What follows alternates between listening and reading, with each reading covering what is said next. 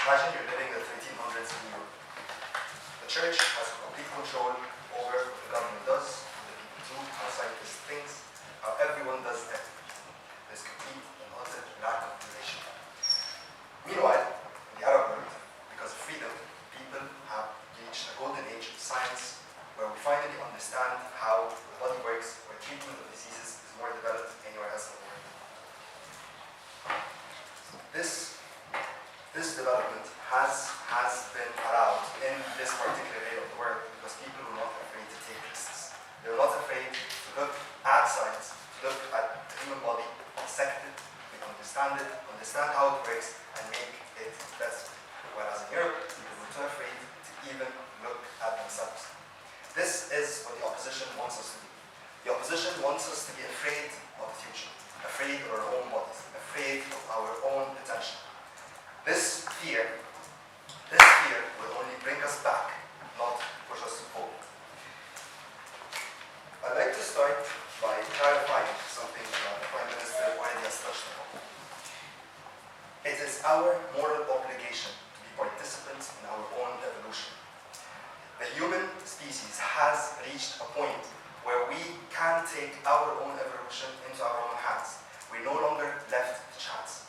We have already done this multiple times, not as clearly, not as beautifully as we can now, but we have done it multiple times. We have moved from hunter-gatherers, walking around, hoping to find some food, hoping not to be killed by a mammoth or something, to agriculture, to industrial evolution, the information age. This is the next logical step. Now, why is this the next logical step? As the Prime Minister has clarified, we will be using this genetic enhancement not to make designer babies, to make people look better, taller, thinner, whatever.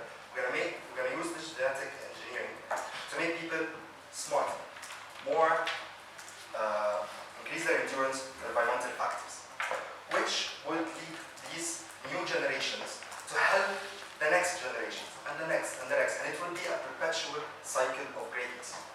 There will be no stop to how great humans can become. There is 80 to 86% of your intelligence, of your IQ, is genetic.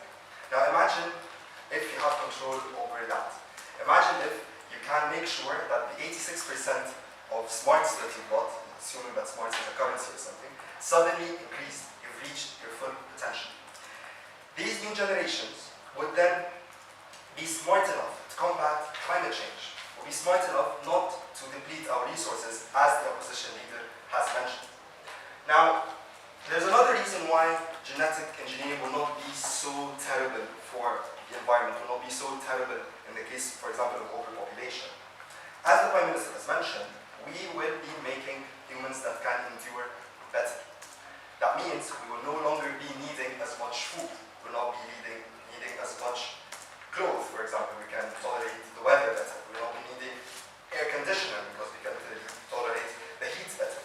This way, our effect on the depletion of the resources will not be as great. Now, the opposition leader also mentioned that this is some scary change to all children all over the world. It's no longer individual. Well, let me tell you something. Vaccination is a change to all children all over the world. And I think we all agree that vaccination is a smart decision to make. Now, moving on to my own points, let me just remind you of the Millennium Development Goals that has been set by the United Nations. The United Nations has set 8 Millennium Development Goals. Using genetic engineering, we can achieve 5 of the 8. We can achieve the extermination of poverty and hunger, because we make people less susceptible to hunger. We can achieve the reduction of child mortality. Children no longer die because they're born with messed up genes. We can improve the health of mothers. Again, they're better at bearing children. We can combat HIV, AIDS, malaria, sickle cell anemia, dementia, Parkinson's, all these terrible diseases. And finally, we can ensure environmental stability. Vaccination cures certain diseases or helps better the immune system, but gene enhancement will change the genes that have to do with physical strength or etc.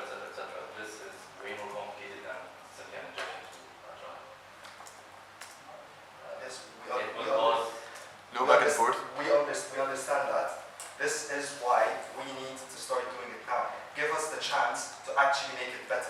Give us the chance to advance science. It won't be perfect from day one. It won't be like a button that we're going to press and things will be suddenly living in a utopia. However, if we do not take that step, we are risking more than we can risk. Now,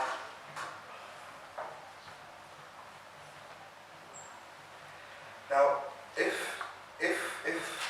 as the Australia has said, this reduction of diseases will allow other diseases to show. Yes, of course. Throughout history, we stop one disease, another shows up. But what if this is it? What if this is the end? No more bad, evil diseases, scary big diseases, because we have in ourselves the weapons to fight all diseases. Finally, to conclude my speech, let me just tell you something. Back in 2018, a Chinese scientist was able to create two children, they were twins, with resistance to HIV. We are taking steps towards creating a better, safer, healthier, more prosperous world. The opposition wants us not to do that. This is why, ladies and gentlemen,